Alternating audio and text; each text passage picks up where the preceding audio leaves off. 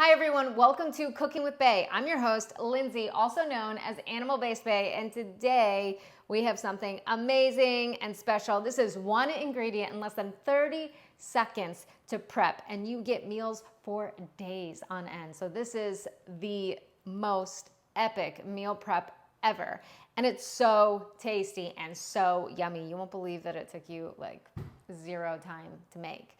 So this is a brisket, okay? I know many of you might be intimidated by the word brisket. I know I was, but once I made it, I couldn't believe how easy it was. And it's a staple now in my kitchen, especially when I have a busy week ahead. So this is for all of you who want convenient options throughout the week. You just do a little meal prep on Sunday and then have it throughout the week. Those for, this would be great for kids. Kids would absolutely love it, as well as, a whole family meal, probably for a couple of days, right? This is about a 5-pound brisket, 5.5-pound brisket. And also for college students, you guys, I wish I knew about this when I was in college, right? All you need is an oven and just an oven safe dish to plop it in, and then let me help you do the work. Literally 30 seconds of prep. That's all the instructions you need. And then you've got yourself an amazing meal that you'll want to cook on repeat. So let's dive in to how you prep this. Okay, I know you're thinking 30 seconds and 1 ingredient. This is too good to be true. Well, guess what? It's not. This is really it. It is so easy, so juicy, so flavorful. I already said this. And it is made with the most nutrient-dense food on the planet, meat. So if you are just here showing up, new to this channel, here we eat meat and we love it because it's healthy for us, unlike the popular narrative, right? So this is why brisket is one of the best things that I can do, or that we all can do as an animal-based community, to meal prep, because it's just so easy. And then you just let the meat speak for itself. So speaking of, that is my secret, is where I source it from. This is 100% grass-fed Wagyu beef. Now, don't get me wrong. This piece is not super expensive either. I know you're thinking, Wagyu, that might be pricey, but they actually make this cut super affordable, especially when you think about how many meals that you get out of it, and that you don't really need any other ingredients. So this is such an amazing meal to make, and these are the 2 places that I source it from. So this one is from First Light Farms. This is the 100% grass-fed Wagyu beef. I absolutely adore this farm. I'm not a big Wagyu person, but they do it right, and I think it's because it is 100% grass-fed, and so it has this beautiful marbling from all their other steaks and things like that. It's very well balanced. It's not super fatty.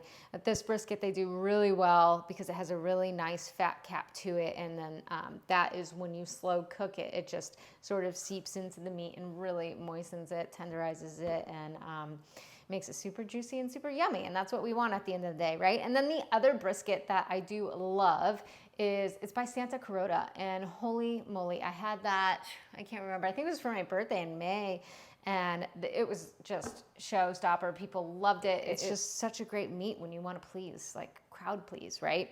And also personally please, because heck yeah, who wouldn't want a yummy steak throughout the week to just enjoy? So anyways, so that is my secret, is the sourcing of this. You'll see the links down below where I get my brisket, so do that. So, which is why I have salt out, not because I'm going to salt this, because honestly, it captures so much moisture because this meat is so well managed and raised, and now it's here on my plate to enjoy. But if you do choose a different type of brisket, and maybe it doesn't have a lot of fat on it, and which will seep into the meat, and then you will be able to get like a more juicier meat, you can just salt it, okay? So depending on where you get your meat from, you either salt it or you don't. You take it out an hour beforehand. Oven is set to 250. Now the next step is you're going to take the fattiest side of the meat, right? So here's a nice fat on it, woohoo! And then this is really, I think, the fattiest side of it. So this will be facing up in an oven safe dish. So I will be using these guys right here, and that's all you need is an oven and some pans. that are super oven friendly. Some people put foil over it. I don't love it because it can leach to the meat and therefore, you have harsh chemicals, aluminum, and we don't want that because it could cause all sorts of health problems. So this is why I use stainless steel or glass in the kitchen. I wouldn't you could use ceramic. I'm actually looking for more clay pots just to do more of these roasts because I think they're super delicious, and I think that having a clay pot offers a different type of experience later. So anyway, so let's take this big old brisket and then plop it in here. And again, you really don't need anything because the fat typically speaks for itself from a greasing the pan standpoint. Okay, so you plop it in the pan like so. Here we go. Let's give you a close-up. This pan just fits and it just works. So fat side is up. There we are. And then what I'm going to do, again, you might have a better pan and whatnot, is put some sort of a cap over it.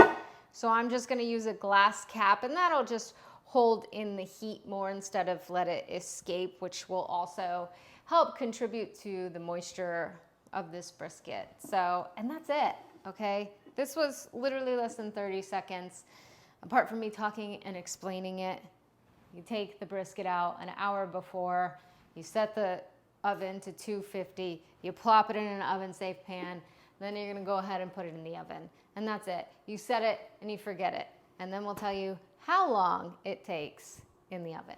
Okay, so now that we've got our beautiful brisket ready to go, open up the oven, place it in there. Again, it's set at 250. I just place it on you could do like a mid to one level lower rack, and then close that. And then I'll set this to 2 hours. And so what I'd like to do is I just check it every 2 hours. Again, every oven is different, but you want the internal temperature of the brisket to be about 160 degrees before you take it out and let it rest for 30 minutes. So 2 hours, go check it. You can even check the temperature and just gauge and see where you're at. But then I typically, after the first 2 hours, I go every 1 to 2 more hours later too, depending on what temperature I'm at. So let's start with 2.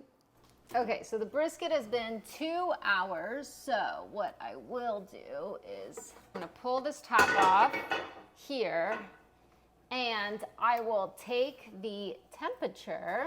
Okay, so my temperature gauge crapped out on me, which is fine. So I know I've done this for a while. It's not ready yet, right? So, but the juices are coming out. It's looking beautiful. This slow cook is amazing. So if you have a temperature gauge, just make sure that it reaches 160 before you pull it out. This is after 2 hours of slow roast cooking. So since I know that it's not, since I know it's not ready yet, I'm gonna go ahead and put the glass top back on it and let it go for another 2 hours. So typically it's about an hour per pound. So if that's about a 5.5 pound brisket, then I would be aiming for 5 hours, but I check every 2, like I said. Okay, I just pulled the top off. So then I will stick this thermometer in the thickest part of the meat. And so as you can see, it goes to about 160. And that's exactly where we want it. So then what we'll do is we'll pull it out and cover it and let it sit for another 30 minutes. So it kind of is hovering around here because I stuck it in earlier too. So 160, and then now the brisket's ready to come out of the oven. Look at how beautiful this came out, okay? And again, very minimal prep, about 30 seconds prep, right? And then sure, it takes about 5 hours or so in the oven, but you can do it right after breakfast and just get on with your day, do all the normal things that you need to do, and then have a wonderful meal in the evenings.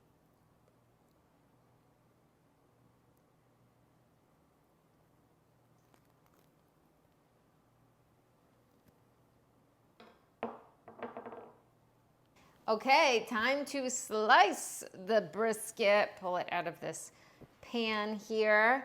Set it on a nice big old cutting board because that is what it deserves. It's a nice primal plate right there. I'll put this out of the way. Okay, I'm gonna slice into this nice, beautiful brisket. Oh my gosh, this is what you want right here. Nice, thin slices. It's so, oh my gosh, it looks so good. Really thin slices really makes this brisket amazing. And let's go ahead and put some of these on a plate to give you a nice close-up of the beautifully done juicy meat right here. Yeah, there's some end pieces here too. Yes, there you go. And guess what? You get to have meals throughout the entire week. And okay, and there you have it. People are going to love this dish. And you know what? If you're cooking for yourself, it's totally okay too, because this is what meal prep looks like. 30 seconds to prep, and then 5 hours later in the oven when you're doing your whole busy life, it's ready for the rest of the week for you to eat. Or if not, if you have a family, if you have kids, like, it's ready to feed your family for days on end. It's ready to feed you if you're in college and you're just super busy studying and doing all these things. This is so easy. So please, please don't get intimidated by the names of these meats, because actually a lot of them are pretty easy to make. So come back, comment, tell me if you made this brisket, and let me know how you love it, how you like it, especially if you got yours from First Light Farms or Santa Carota, one of my top 2 recommended briskets. Come back, subscribe, hit the notification bell, and all these things, and I can teach you all the fun, easy ways to not only meal prep, but also to just cook delicious meals throughout your week. So come back. Thanks so much for joining. This is Cooking with Bay, and I'm your host, Lindsay. See you next time.